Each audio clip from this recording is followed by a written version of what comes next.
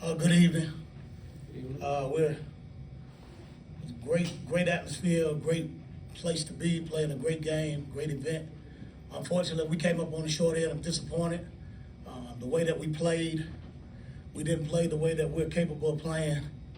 And we got to go and fix some things and get back to the drawing board so we can get on pace to do what we need to do. Thought the guys played hard in spots, but the things that we could not do, we did, and so we wound up paying the price for it. But again, just like I told them, we still have everything in front of us. Everything is correctable. We got to go back, watch it, dissect it. Guys have to look at stuff with a critical eye, and we just got to get ready to go for next week. We'll now have a statement from Trey Holly. First of all, I just want to give thanks to God, because without him, I wouldn't be in this position. Second, I want to shout out Coach Grave for, allowing me to be a part of this football team when he didn't even have to. You know what I'm saying? Me personally, I feel like we got to get better all around. I feel like we came in too hype. That's it. I mean, we came in too hype. We thought we had the game, but unfortunately, we fell short. All right, we're going to open it up to the media. Please raise your hand, state your name and your affiliation.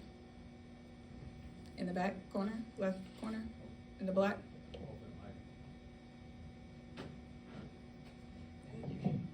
Brendan Fairbairn, WBLA Baton Rouge. Coach, this is for you too, Holly. After Holly's touchdown, it sounds like you had a heartfelt moment with him, hugged him. Can you share with whatever you're willing to and what that moment meant to you, Holly? Well, I was excited for the young man. The young man has been through a lot, and he's had an opportunity to become a member of our football program. And I told him earlier, we had a conversation yesterday, and I told him earlier today, just go out and be who you are.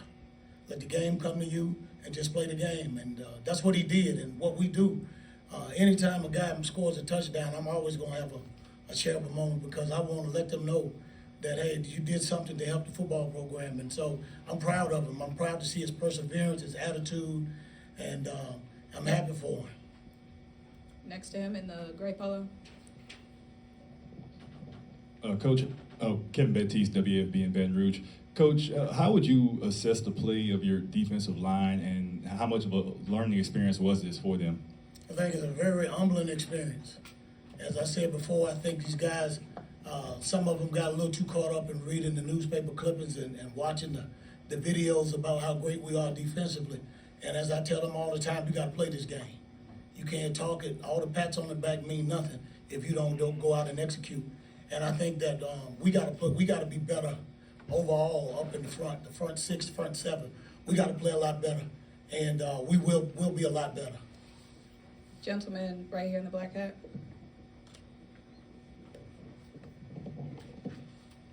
Ernest Rex, MTNV Sports. Trey, you came out with the Chucky doll. Talk to us about what the doll means to you and what it means going into this game. I've been having Chucky since high school, you know what I'm saying? I grew up watching Chucky. I like Chucky. But nah, seriously, I look at it as, Chucky, he little, I'm little, he go out and kill, so I feel like that's what I got to do. People look at me as I'm undersized, so just go out and show them. That's my motivation. Thank you. Welcome. Yes, Charles Bishop, Dr. Fields, inside the HBCU Sports Lab. Coach, talk to us about what went into the decision to start Cameron McCoy tonight. Well, we had some things that we had to deal with, and so that's why we made that decision. Coach, Rocky Miller, HBCU Coach's Corner, hosted by Coach Cole. I have a question. Coach Holly had a great game coming out tonight. Now look at the stat line, and he only touched the ball, I want to say, around 10 times. In hindsight, do you think you guys should have got the ball to him a little more? No, I thought the game plan was good. What happened, we got behind the chains. We got behind on the scoreboard too. And at some point, you got to throw the football. You can run the football, but they did a great job of controlling the clock. They kept our offense off the field. They did what they were supposed to do. I think they maybe punted the ball once or twice. And so that means that they were doing what they're supposed to do to control. And they had a great game plan. They executed and we didn't. And so at some point in time, we had explosive plays on the ground, but you got to throw the football as well. And that's why I talk about balance. You know, it's one thing if we had an opportunity, the game was a little tighter, a little closer, we could have stayed with the game plan, but at some point in time, you got to throw the football and try to get back in. Bree Andrus, WBRZ TV in Baton Rouge. Coach, did it ever cross your mind or the coaching staff's mind to maybe switch Cam for Jalen earlier than what you did, or were you comfortable with where you guys were offensively? As I say all the time, I have assistant coaches and coordinators. Those guys collaborated. They liked what we were doing. They had a game plan. They said, hey, it's time to maybe we need to warm Jalen up and get him going. But we gave Cam another series. We were moving the ball down the field. Unfortunately, he got a little careless with the football and turned it over, and that kind of took a little wind out of our sail. But you know, hats off to him. He played a decent football game, a good football game. You know, we just got to protect the football. And like I said before, we got two really good quarterbacks, and I'm satisfied with what he did tonight. This is Kenyatta Cavill, Dr. Cavill's inside the HBCU Sports Lab. This is for Coach Graves. You talked about you feel there are correctable things that you can take care of as you move forward. I know you'll get into that a little more when you really get into the films, but based on what you feel throughout the game and what you commemorate, what do you believe that you need to take care of in terms of the team moving forward? I mean, run fits,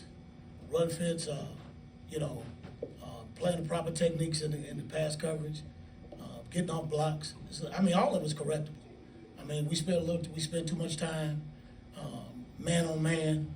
The object is to get to the guy with the football, and we never got the quarterback off his spot all night.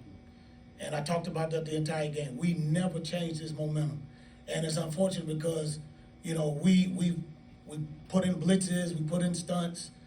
We seemed like we were always a step slow or coverage, and he did a great job. I mean, to the boundary side of the field, it was softest coverage, easiest throw. You know, we telling them, hey, tighten up the defense the whole nine. You know, it was more of a lack of really just executing. You know, hats off to North Carolina Central, did a great job. They won the game. And, you know, I will always give the team their due. They beat us. They're the better team tonight. But, you know, we got to be better. We got to be better, and we can be better, and I look forward to that. Coach, this is Mike Washington, Dr. Cavill's inside the HBCU Sports. Talk a little bit more about that. Between the first and the second quarter, it seemed like your coverage went from man to cover two, where you were allowing cushions. You know, if you had to go back and rethink it, would you do anything different? Because it seemed like they were hitting those outside passes consistently. If you had to go back and redo it, would you do something differently? Yeah, we'll do a whole lot differently. They do a whole lot differently, but be that as it's may, you know, they made the plays, we didn't. You know, we were in man coverage, and they were completing the passes. We were in zone, they were completing passes. You know, they were on and we were off. So we got to fix it. You know, we're not going to throw the baby out with the bathwater. We're going to go and we're going to correct the deal, and we're going to come back and we're going to get ready for next week. We'll have one final question.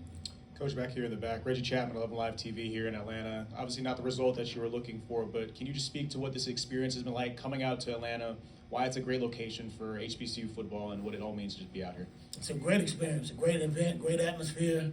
I think it's a midpoint for both conferences. The fans support, the alumni support. Everybody's excited to be in Atlanta.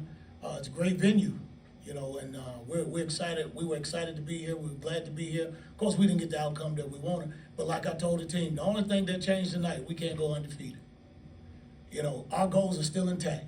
Our goals are still intact. And I say it all the time. You don't eat an elephant whole, you eat it one bite at a time. So we gotta go to the next bite, which is Mississippi Valley. And so if we take care of what we need to take care of each week, we increase our chances of being back here in December. So that's how we look at it. You know, we're not going to, the sky's not falling. You know, yeah, it hurts. We're disappointed because we didn't win. That's what a competitor is and what he does. But we're gonna come back. We're gonna fight. So, you know, we enjoyed the event. We love it. We look forward to trying to get back here in December. Thank you, Coach.